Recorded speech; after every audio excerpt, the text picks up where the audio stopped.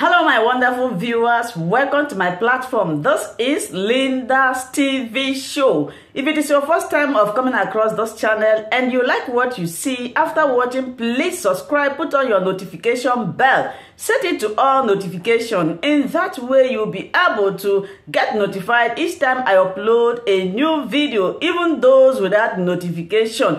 Here we react to all forms of videos, international and local. Every Saturday by 2 p.m. we have our interaction section. You are free to call in to air your opinion about the happenings in our society. Invite your friends, share my videos with your families and colleagues. Do not keep this information to yourself. Myself, I will be sitting down here to watch this video together with you from the beginning to the end. Then we'll go to the comment section and leave our comment, our opinion about the video we watch constructively as we watch this video, my people. It's not so much that Biafra has to be an independent state, but it has to be economically viable, and you can't really have that with Nigeria as it is. How do we get there? We cannot be economically viable if we are not politically viable. Right. And political viability means complete and absolute independence. It has to have, yeah. We must be independent. Yeah. And again, God creates countries and nations, and not man. There are many ways that nations can emerge. It is always an organic process. We understand that. We respect that.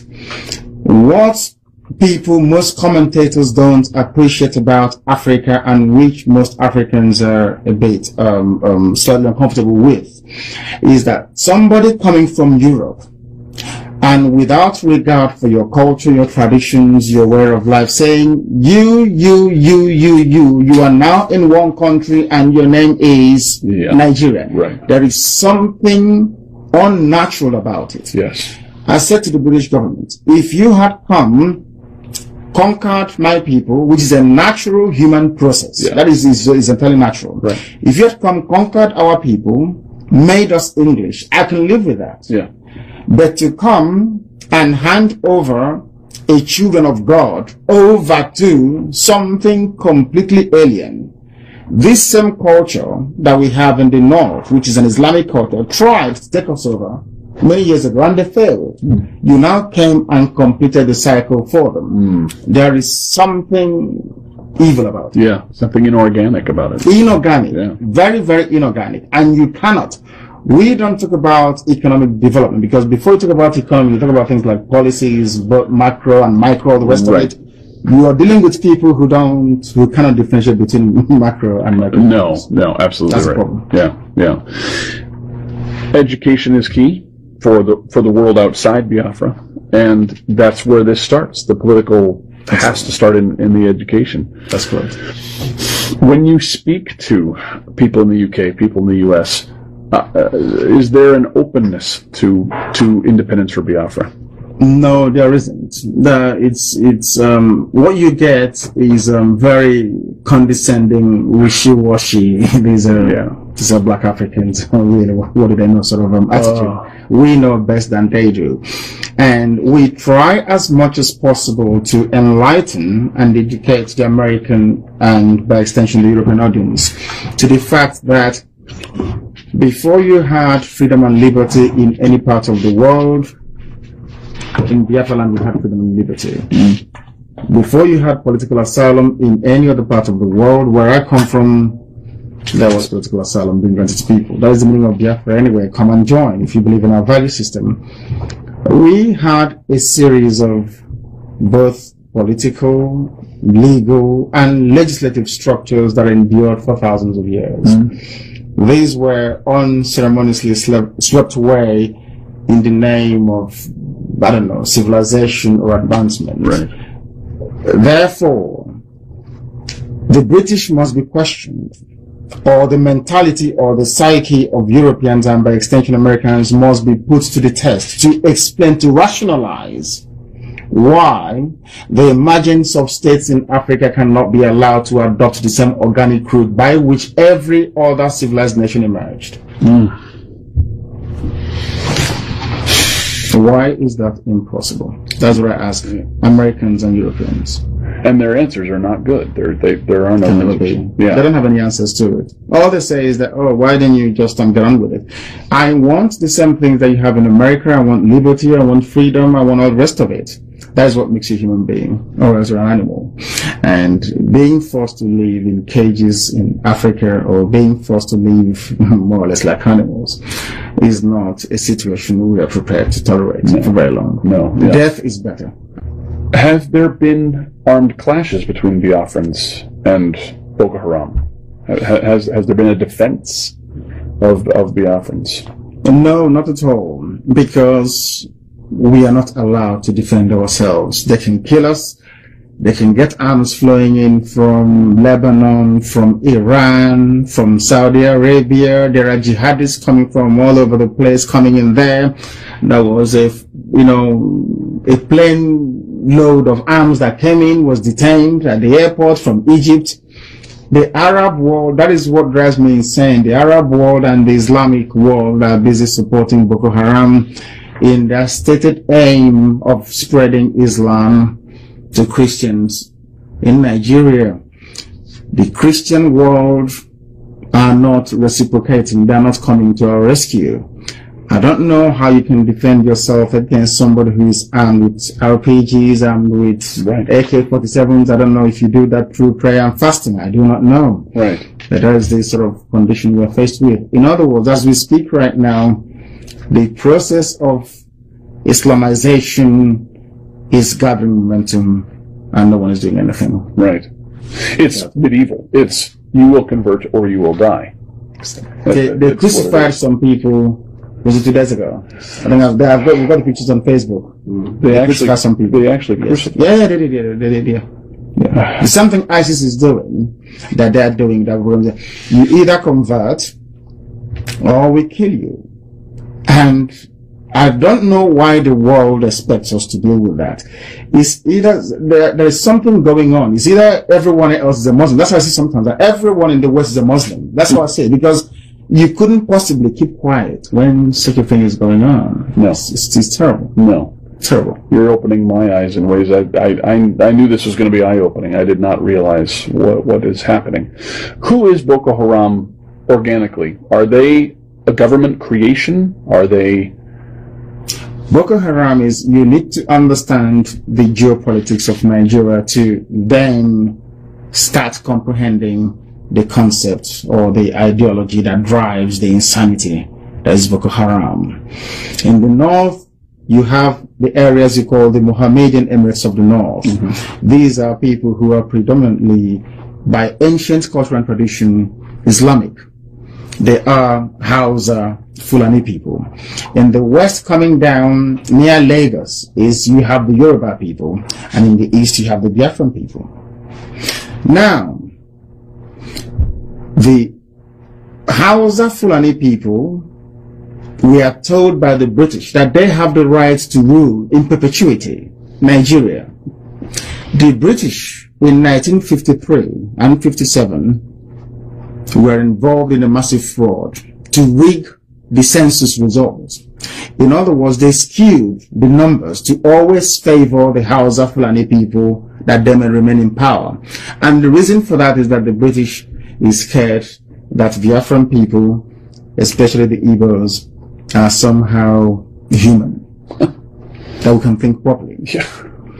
And we have the oil. The oil wells the reserves, everything is where we come from. In Biafra. And the British couldn't retain or sustain their colonial presence in Africa because the USA asked them to leave. So what they now did is to take the control of the oil, hand it over to a group of people they think they can manipulate very easily. That's all. That's what has happened.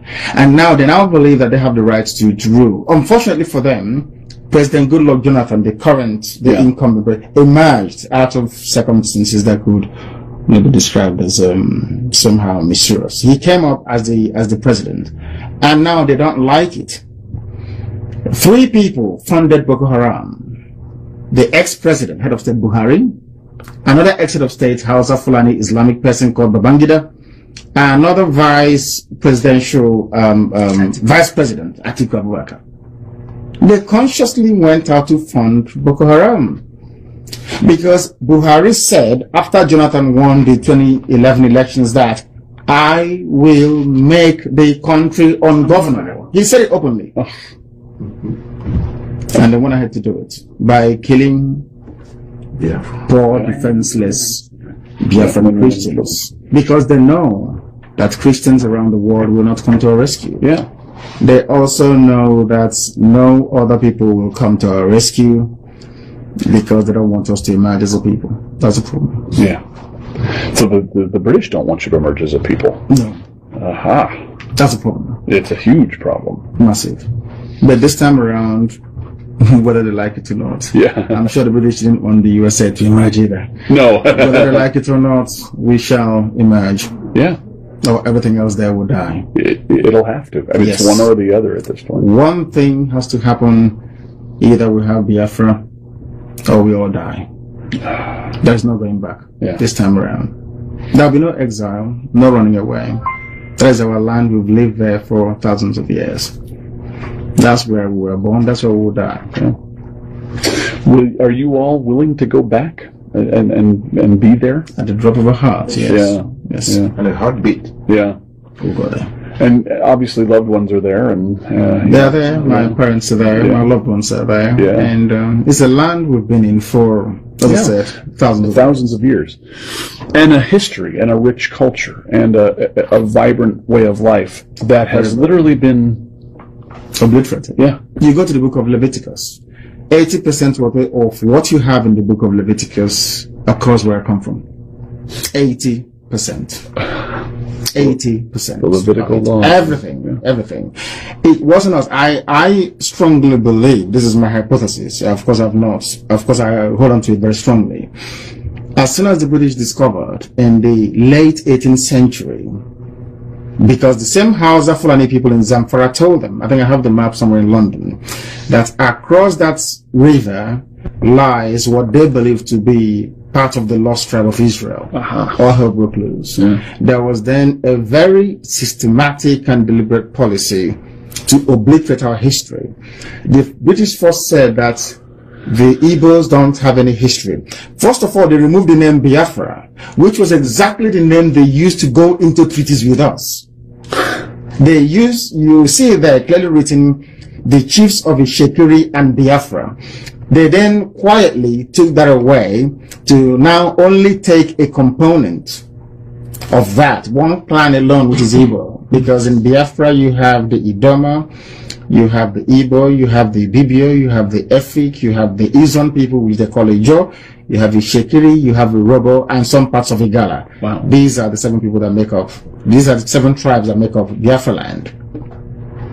The British came, then isolated all the rest, those of our cousins around us, and focused their attention on us. But there's one good thing about it, is that in their amalgamation document that they produced in 1904 or thereabout, which I still have, they made reference, the very first time a European is referring to an African race as great. Yes, the man said the great Igbo race across the Niger.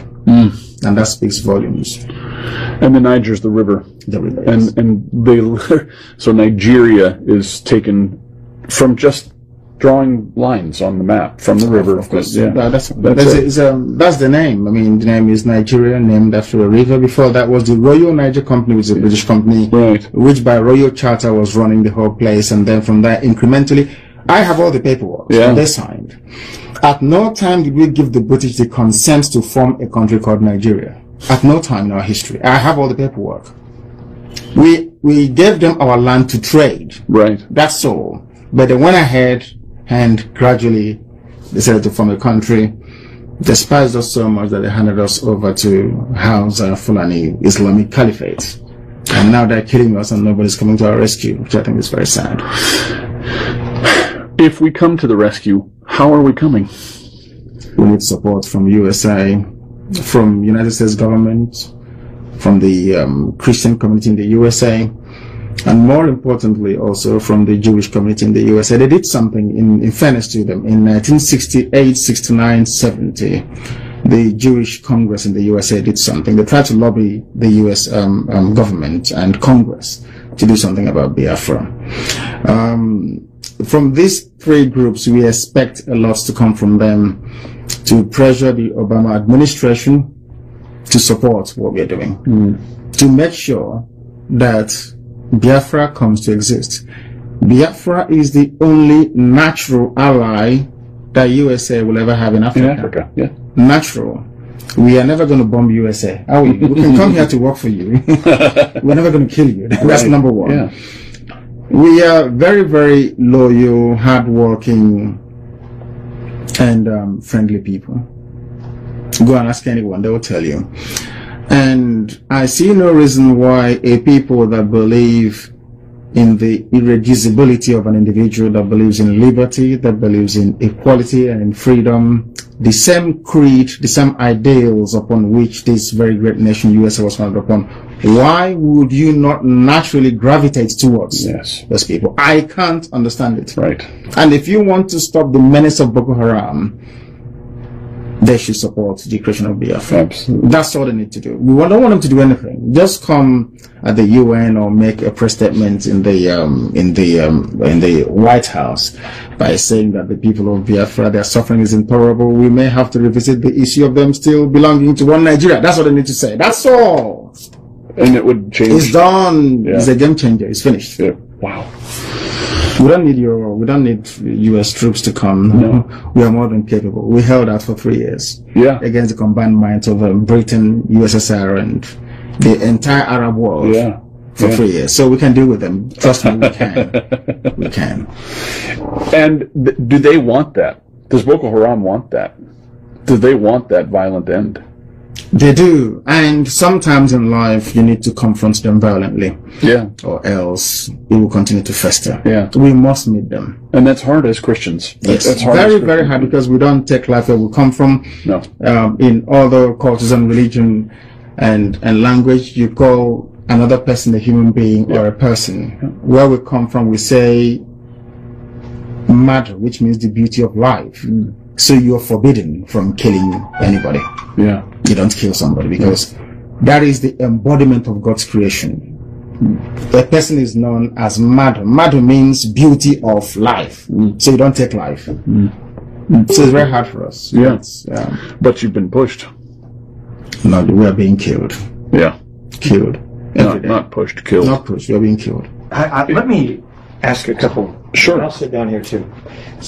Christians by and large seem to be oriented towards individual faith, and they seem to be reluctant to face the fact that at times war is necessary. Yes. They call the concept of a holy war being something that you have to struggle with. How have you looked at that? How do you take your faith and the need to sometimes go to war? How does that work for you? How have you? Because you're a very thoughtful man, and I know you've had to look at these issues and defend it. Yes, the thing is this: my faith taught me to value life, to try to live by the same tenets that have been preached over the years, as contained in the Bible. But there comes a time when self-preservation takes precedence over and above whatever we may think suits us individually. Because by going to war, we are seeking to preserve, in our case, the children of God. If you do nothing, you become extinct. And there will be no one left to worship God, will there? Where we come from. So the best thing for us to do is to try as much as possible to reason or come to some level of agreement or accommodation with our adversaries, which has failed so far. The only alternative left for us is to go and meet them wherever we can find them. And we don't have any difficulties, because the reason why you have the U.S. Army is to preserve the ideals upon which this country is founded upon. Even your own body has its own defense immune system, isn't it? Without it, the human body will perish. Everywhere you go to, even in heaven, you have angels with their swords guarding the gates of heaven, you know, against the forces of darkness and of hell.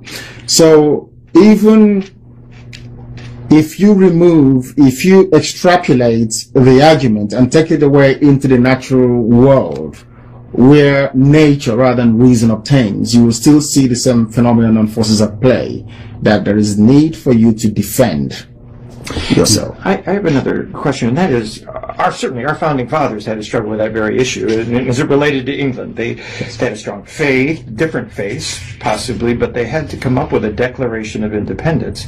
You are the vocal person that has really brought together Radio Biafra. What are the coalitions you have? Do you find that you have... How would you write your Declaration of Independence? What would be included within that? What are the values? Would there be religious freedom for other people who have a different point of view? Yes, there will be religious freedom. We've had it before. By our very nature, by our name, Biafra means come and join. That's the meaning of it. Yeah. Everybody, including the Sultan of Sokoto, can seek asylum in Biafra, will respect him and will allow him to come in. It's in our nature, that's how we are. From childhood, your thoughts. If your mom is beating you up or whatever, or chastises you a lot, you just run to the next person. All you need to do is to hold them very tightly, and your mom or your dad will never touch you. We've always had it. So tolerance is interwoven in our essence, in our being. Freedom, freedom, freedom. In every way you can imagine it. There is a name, there's something we say will come from. Onyenachia means, I can never judge you, it's between you and your God. So that tells you. Absolutely. We are the original architects of freedom, and the British will attest to that. Yeah. We never had any theocracy, no dictatorship, no kings, nothing for thousands of years. We are not about to start now. For the first time, I think America, in the face of ISIS going into Syria and Iraq, has opened our eyes to the reality of the desire for a caliphate.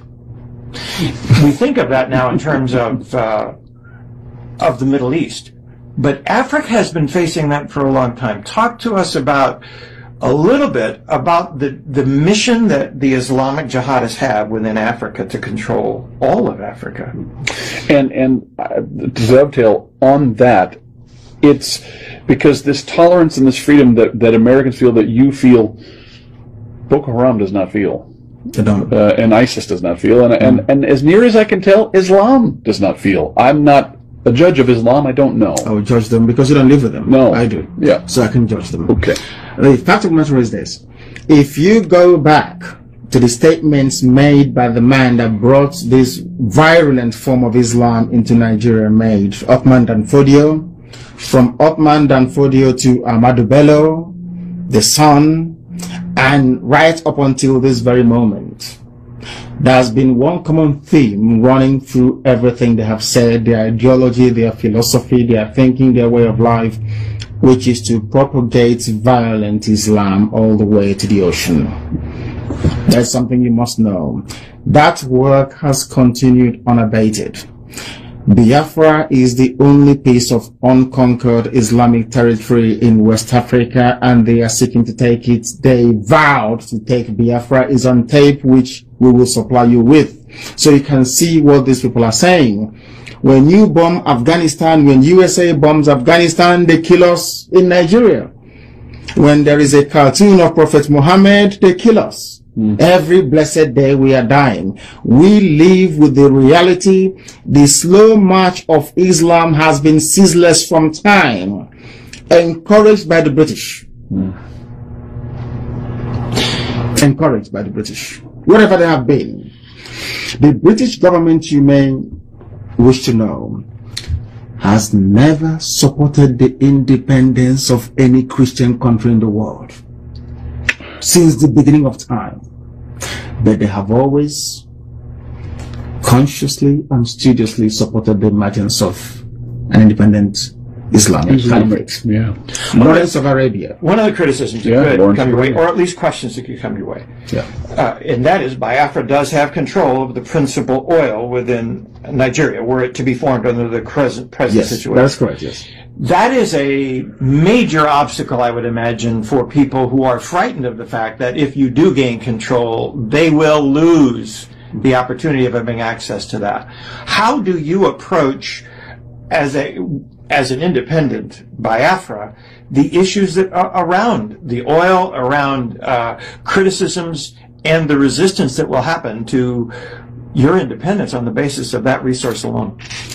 The resource, we believe in development, which means the oil will have to be sold to our friends and to our partners, and in return, I'm an economist myself, in return we get vital foreign exchange with which, or foreign reserves with which to try and develop other aspects of the economy. We believe in what investment. We would like companies from countries that are friendly and supportive of Biafra to come in to invest in Biafra. We want investment. We don't want to be like Saudi Arabia, you sell oil and you buy everything else. No. Right. We want tangible, concrete investments to come in. We are not going to drink the oil. It's a natural resource. We need to give it to the economies of our friends to keep growing, because a very healthy US economy or a very healthy EU economy is also going to be beneficial to Biafra. So we can find export markets for our goods and services.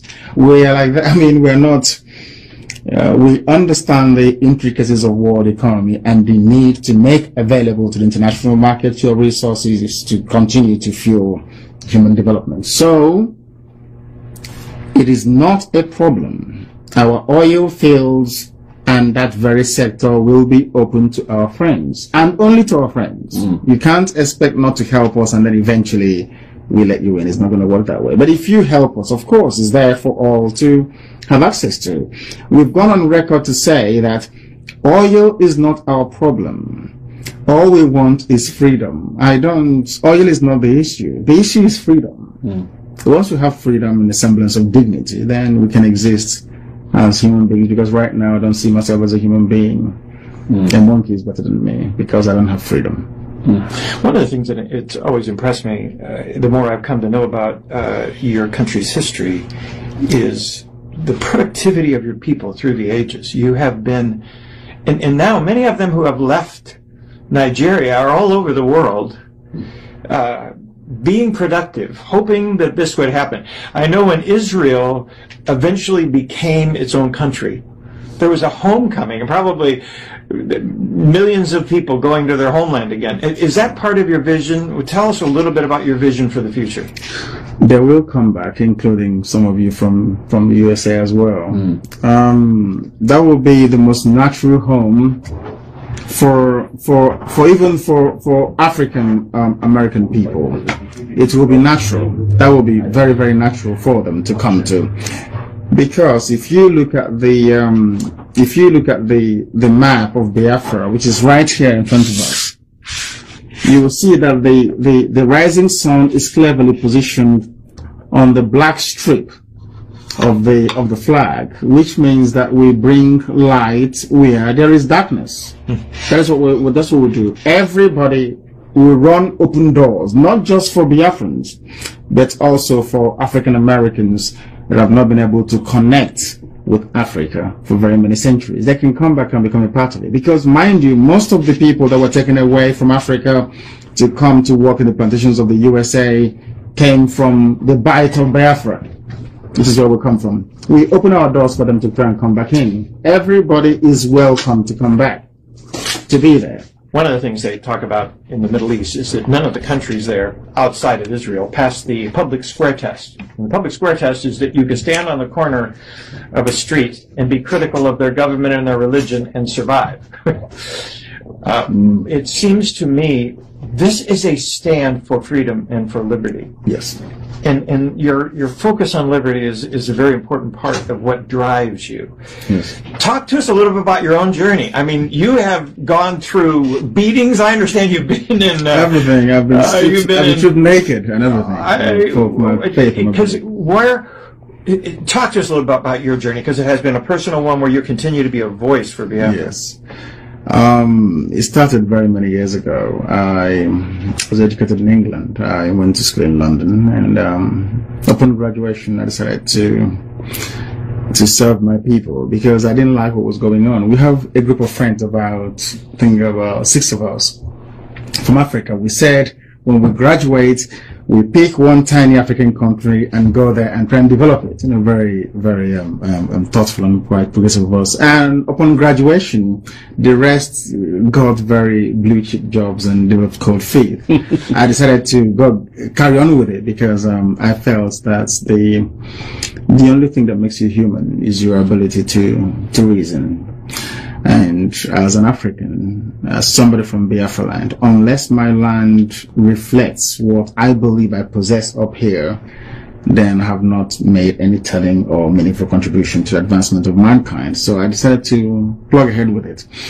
I went home initially to try and see what we can do to start a revolution on the ground, because the existing order is essentially irredeemably corrupt, as you well know. So we started it, and it didn't quite go very well. I came back to the UK, reassembled, and went back again. We met a few people who started Radio Biafra, and we started preaching the truth in 2009. And some people were uncomfortable with it. And when I traveled home for a private family ceremony, I was kidnapped. I was beaten, I was tortured, I had people spit at me, some urinated and poured it at me, and for speaking the truth, for telling them that the way they were doing things weren't proper.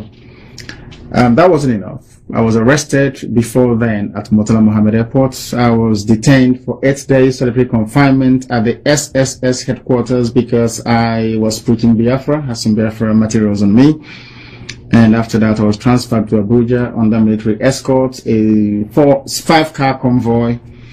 I was detained for 3 months, solitary confinement again. And there I met the coup plotters from Equatorial Guinea, Mark Thatcher, or the rest of them. And actually, I think the reason why God sent me there was because to save the lives of those people, I believe. Because had I not gone in there, they would have been killed. But as soon as I came out, I told Amnesty International what was going on, and then they started to sort of fight for them to be released and stuff. So I came, and then I struggled again to start Radio Biafra. People weren't forthcoming. I became homeless in England as a result of it because I was investing so much in broadcasting on shortwave, which is it's very prohibitively expensive. And then we continued, went on to the internet, that our budget could carry us, and then now we're on satellite. So, and it's been relentless, because one thing is, if you're doing the right thing, which I believe we're doing, you continue doing it until at a time when the world will then come to the realization that what you're saying is true, because the suffering has continued, the killings, the death, the deprivation, the deportation. I'm not sure you know that you deport people. Do you know you can deport somebody from a part of Nigeria to another? How do you do that? By forcibly removing them from the streets. Yeah. Locking them up somewhere, putting them in a vehicle, and then transporting them to wherever you want them to go to. Americans have seen, quote, the Arab Spring actually create more chaos in Africa and the Middle East. It is unchained, even worse conditions, as you said. Now you're talking almost like a Christian spring. What's different about your approach? How do you move from talking about it on Radio Biafra to actually having it happen? You mentioned, a couple of statements by the government of the United States would help in the UN, those kinds of things. But tell me, how does that move? What's it different? How's it different? That's what people are waiting for, because people keep asking us all the time, what is the US government stance on what we are agitating for or talking about? What is the UN saying? That's what they want to hear. Right. What does America think? And the UN. So for us, that is the trigger, that is the catalyst that will solve a lot of problems. And the world must be able to rise up and be very mature about it, to say to themselves that in Africa, actually, we do have human beings who can reason properly and not try to be as condescending as they've been all this while, or to... For years. I mean, there seems to be this very funny thing that self-awareness of criticism works in the West, but you, as a black person from Africa, you're not allowed to criticize yourself or something. I don't believe in that. I believe in being self-critical. If I've done something wrong, I believe in appraising myself. How we're going to do it is very simple. the American public is also very critical in this. If the American public can give us their support, that will then spur us on to go back to our people and to say the government may not be listening, but the people that own America are listening, and we can work with them. That will then give them the impetus to go ahead and rightfully possess what belongs to them. Because one thing we're not going to have, which is what we're making it very clear to the world, is this: the status quo can't continue. I'm afraid it can't continue. It can't. And in terms of controlling the outcome, the aftermath of any kind of spring that may result, is that you always look at the value system of a people. That is the determinant. That determines the outcome. Those of them that believe in unwavering Sharia Islam, you always know that you cannot have a democracy, liberty, or freedom under Islamic rule. It's there in the Quran if we bother to read it. It's there. It can never happen. And then you have Biafrans on the other end of the spectrum that believes in libertarian values, not just liberty. We are libertarians to the extreme. When you grow up where we come from, you migrate a few miles away from your father's house so that your parents would even have to disturb you. You go there and grow your own family all by yourself. We come from a country where if you're born a male child, automatically, by right of nature, one day you will become a landlord. You will have a piece of land upon which to build. Irreducible. It never changes. Therefore, in our bones, not just in the blood, we have the DNA of freedom implanted in it. All these things changed, and we're trying to go back to it. So we can never, the excesses of what happens when you have a new African country won't apply in our case, because frankly we're not like them. Right. Can never be. Yeah. We are different. And doing so, as you say, is part of what Americans, what Westerners would refer to as seed planting, as putting a Christian, economically cooperative people in a place where we've really not had that. Exactly. And not only that, I travel across the stretch of Africa. I travel from Gabon all the way to Gambia. Oh my. All the time. And it would please me to see Americans, all these my people here, bring down their friends to come home on holidays to say, these are my friends, I brought them from the USA and all the rest, for us to enjoy. You can't do that anymore, can you? Because you're afraid of kidnappings and all the rest of it, all these social vices and ills. The best thing that America can ever do in terms of its foreign policy is to support the emergence of Biafra. Ever. Because, as you quite rightly pointed out, from Biafra, America can say, I can always use Biafra as an example. The same way that Israel is used as an example in the Middle East. Isn't it very funny that Israel is the only democracy in the Middle East where you can vote, you can actually stand on the street corner and criticize anybody you like. Including the Israelis. And nothing happens to you. Yeah. Nothing. I said to people that criticism can only make you get better. It won't kill you. It won't kill you. It does nothing to you. Somebody saying, oh, you're stupid, you're this, tell me what you're doing with our money, our taxes, and it's for you to stand there and explain. That is why we run Radio Biafra the way we do, so that when we graduate from here into proper governance, by the grace of God, you can be able to stand up and defend your record before the people. That is how America became the strongest country in the world. Not by doing things in the secret. I said this is something I used to say to them all the time. Never be afraid of openness. After all, the greatest country in the world does all their inquiries in the open. Is it the Iraq gate? Is it the Watergate issue? Everything is in the open. Did it weaken the presidency? The answer is no, it made them stronger. If you had one more thing to say to the people, either on video or in reports, or what would you want to say to Americans here who do value freedom, and I will want to hear what you have to say?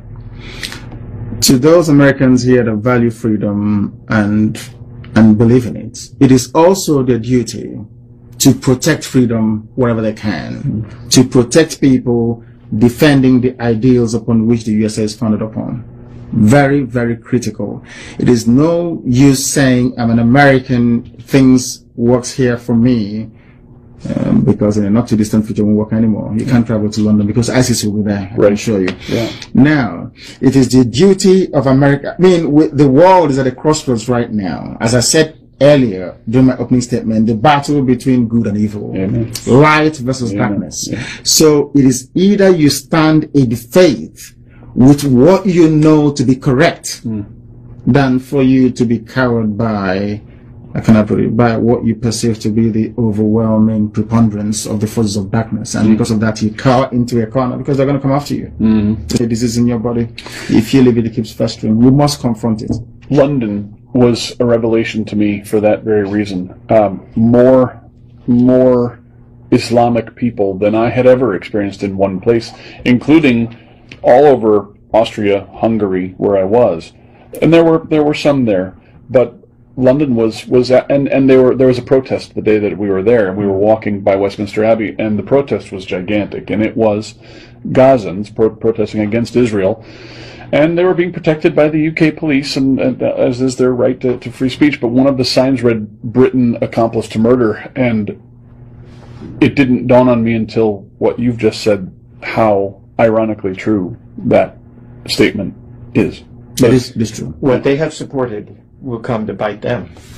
That's what I tell them all the time, that the British made a monumental mistake by supporting the death of 3.5 million of my people. The worst mistake ever made. They will come after them and they will kill them. You mark my words, somewhere the British Isles will be overrun by Islam. Because they are there already. Do you know that they don't pay for their parking tickets? Yes. Do you know that? I knew. The number one name in the UK for a child is Muhammad. That's correct. Is that right? Yeah. Yes. Go and have a look at it. It is there.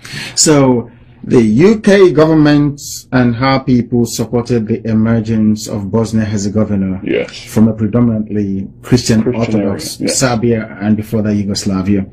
They supported the emergence of Albania, also Muslim.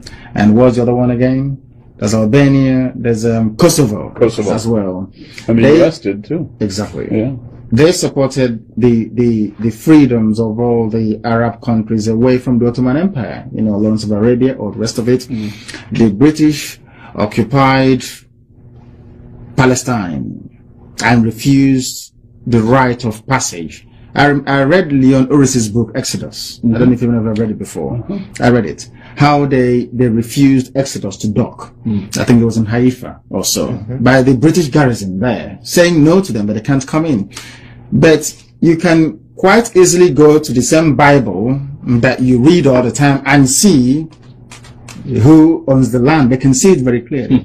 Because there is something about humanity, I would say, that baffles me. You have before you all the available facts and evidence, and you consciously choose to ignore it. There's something wrong with that person. And also the British did.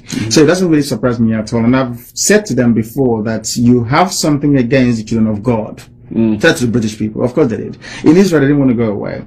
The British officers were within the Jordanian. In fact, the entire officer class of the Jordanian army that fought the Israel in the War of Independence, where people didn't know this, was staffed by British officers. Really? Yes, go and have a look. Go and have a look. The Jordanian army, go and have a look. They still lost. Anyway. Now, the fact remains that we must be bold enough. America is the last bastion of hope. That is why sometimes Obama's administration, I wonder. I don't know what's going on. I do too. We must stand up and for some time do away with political. I can't stand political correctness. Do away with it for some minute and face the hard reality. If somebody has a problem that requires invasive surgery, you cut them open to get at the problem and then resolve it. Right. There is no need applying ointment or trying to be very nice to them when people are festering and dying on the inside. That is what he has to do. He needs to be decisive. The support for Israel is critical.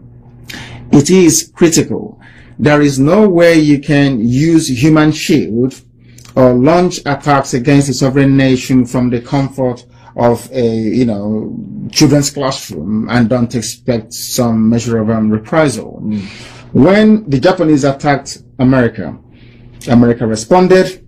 When Hitler attacked Britain, Churchill responded. You never allowed tyranny or terror to prevail. Why must other people be allowed to live under that? It's not possible. If you don't help us, we all sink in this one big, gigantic cauldron of deceit and lies. And darkness. And darkness, of course. Very important. Thank you. Thank you very much. Thank you. What an eye-opening experience. Thank you so much for watching this video together with me. Like I said before, if it is your first time of coming across my YouTube channel and you like what I do, please subscribe, put on your notification bell, share this video, leave your comment in the comment section. You are free to criticize, but let us do it always constructively. Remain blessed. I appreciate your massive support and I love and cherish each and every one of you. Until I meet you again in my next video, for now we say bye-bye.